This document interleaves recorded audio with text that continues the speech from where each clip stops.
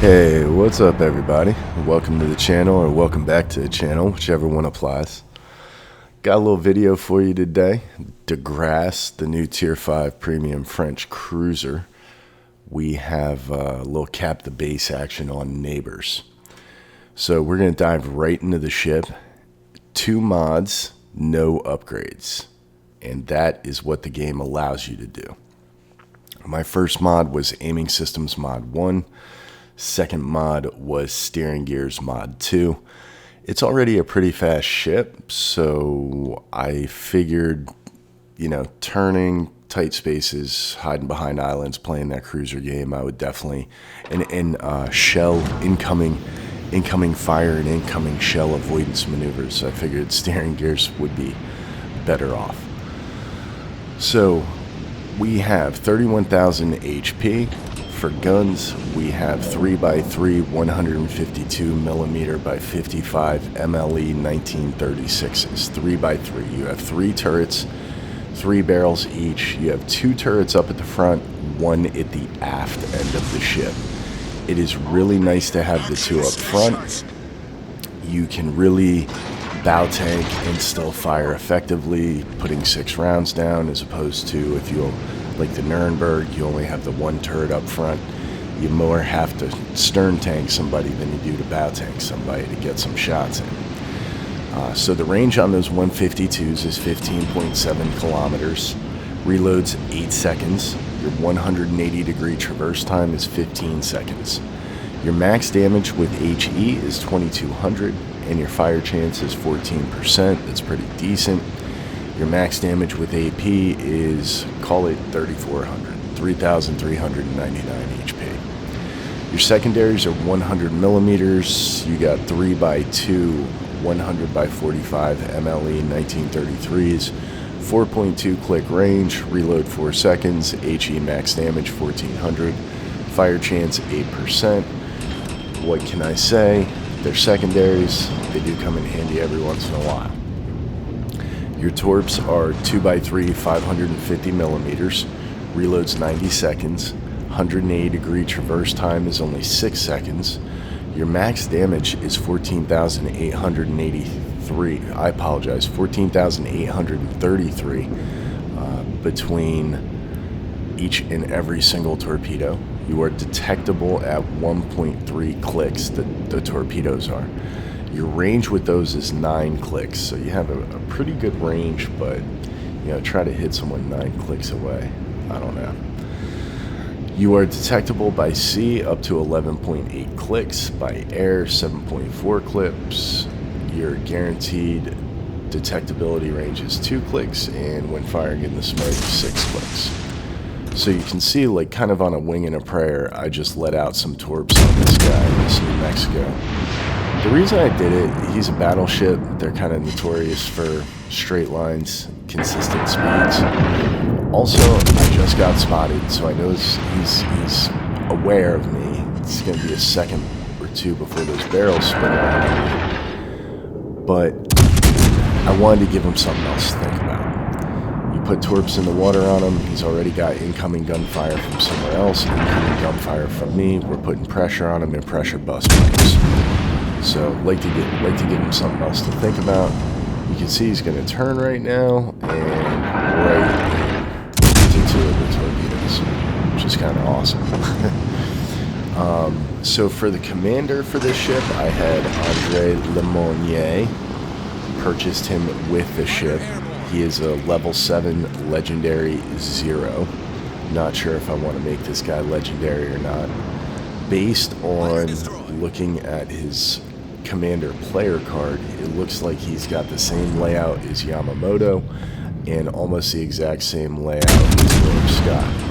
So I would think that this is probably going to be the cruiser guy, but you never know. Just got Citadel by that New Mexico. That was not cool. But we got that last shot in right there on him and set him on fire, and that's going to help us out here in a sec. So back to Andre Lemonnier. I really hope I'm pronouncing any of these French things correctly, because I'm definitely not French or from the France area or anything. So At any rate, back to Le Monnier, using Cunningham as an inspiration. Directed impact, that's going to increase the precision of your cruiser's main guns to up 2.5%. Window of opportunity, cruiser detectability after shooting your main guns goes down 8.75%. That's almost going to be at 11.8 clicks. If you just do the math on 10 clicks, you're looking at 0.8 of a click. So you're probably saving yourself over a full click with that perk. Igniter, fire from HE chance goes up 2%. Punch through, AP damage up 3%, AP 10 up 2%. Fixated, precision, main guns up 2%, dispersion down 2%.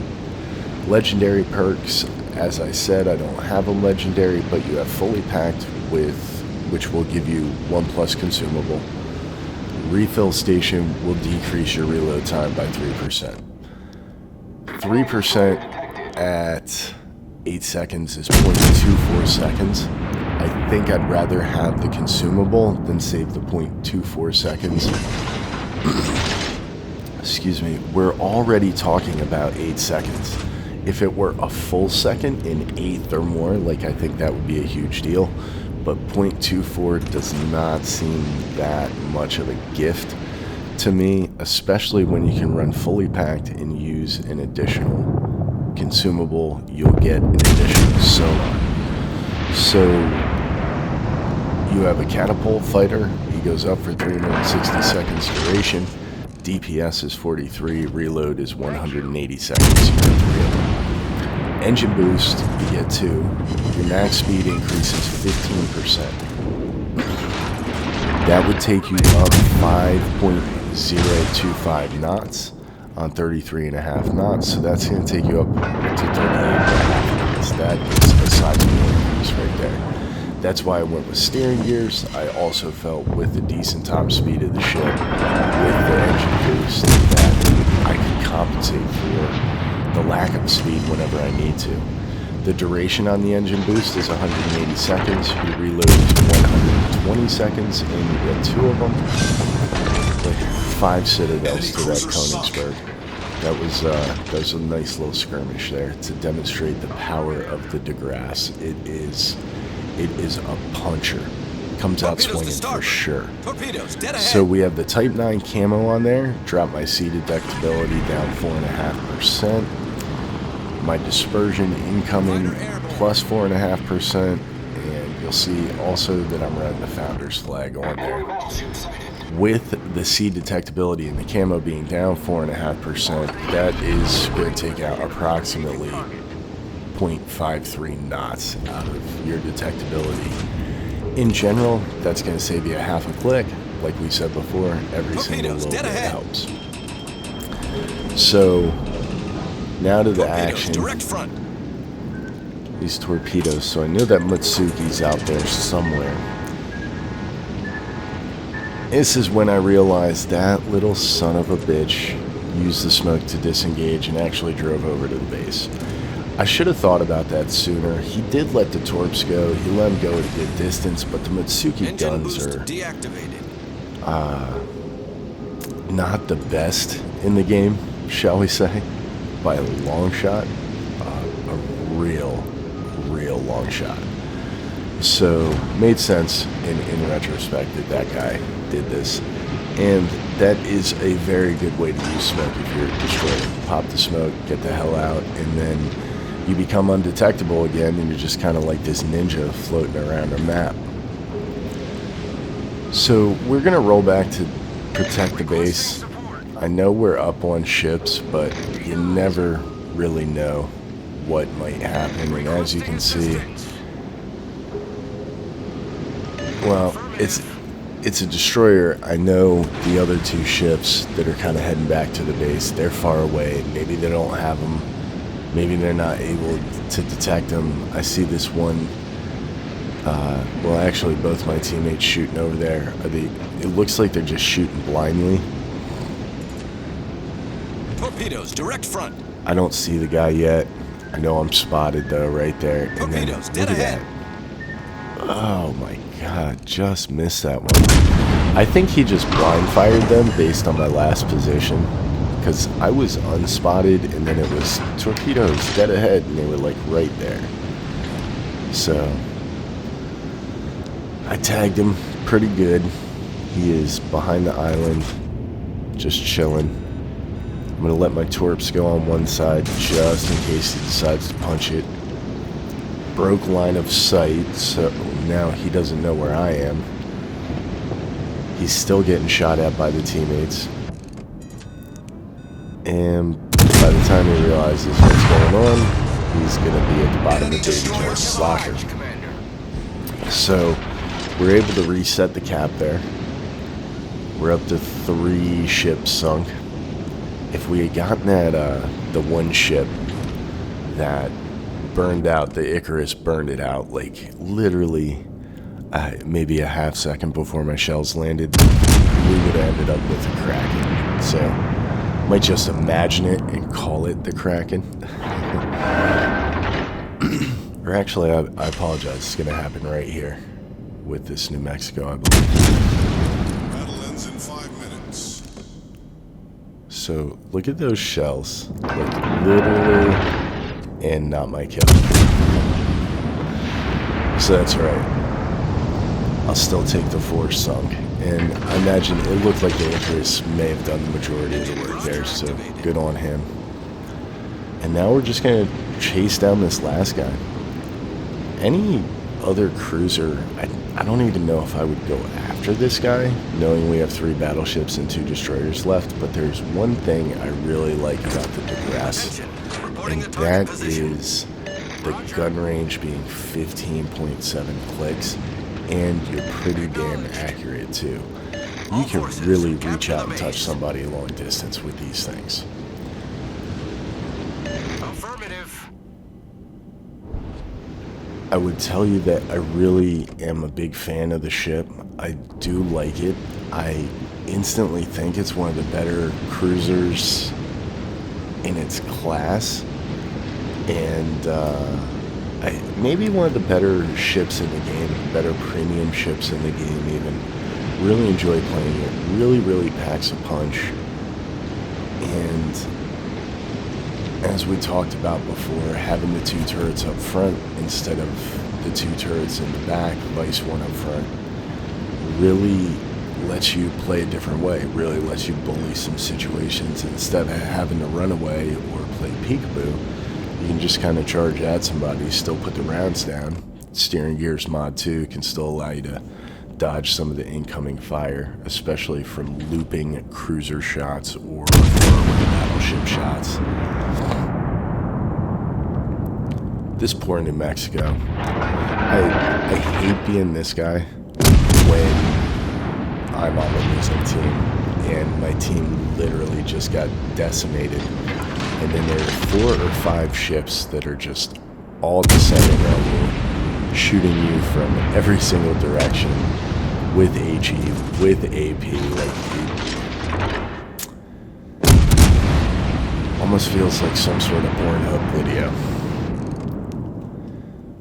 So the New Mex is going to try to turn. We landed 1 shell there, 1 shell, and it caught fire. This thing definitely sets fires and hits citadels. You can see another salvo, another fire. Now we got 2 burning on. So I really think the HE on the Grasse is worth it, is effective, is a valuable shell type to use.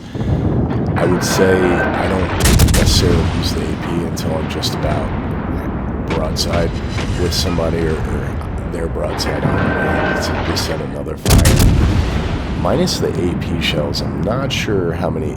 Potato. I had 2 shots like that this match where I just whiffed every single shell. That was one of them. Engine boost deactivated. So again, I think at the end of the match we landed 87 shots. 87 shells. We know we had the 5 citadels, so take that down to 82. And I'm sure I had a couple other enemy battleship foundered, salvos, but just at 82, V figured the fire chance was 10%. And I know from playing it, it was higher, it felt higher, etc. So that was the de Grasse. You were able to see we landed the last blows on the New Mexico there. 85,000 damage.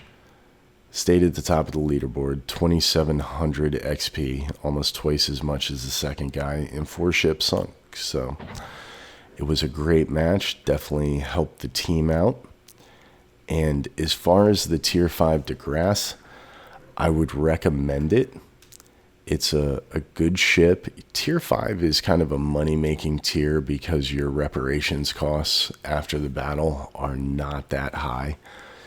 When you get into Tier 6 comparatively, that's when you really have to have a good match. If you start having a bunch of crap matches, you can start really losing some coin, feel like you got a hole in your pocket. Whereas Tier 5 seems to be the moneymaker tier to stay in and battle if you're trying to earn coin, if you do the math. So this, along with the Indy, even the Indianapolis at Tier 6, if you're a good player getting good games, is an earner. So if you don't feel comfortable in that Tier 6 land yet, and you like preemies, whether you be a collector, whether you be a particular fan of this ship or whatever, is definitely a good one to get and have in your stable. So that's all I got for today, guys. Thanks for coming by the channel. Thanks for checking out the video. If you want some more content, which is coming down the pike, if you want to get alerted, leave a sub, drop a like. If you want any particular ships to be reviewed, leave me a comment. Until the next video, take care.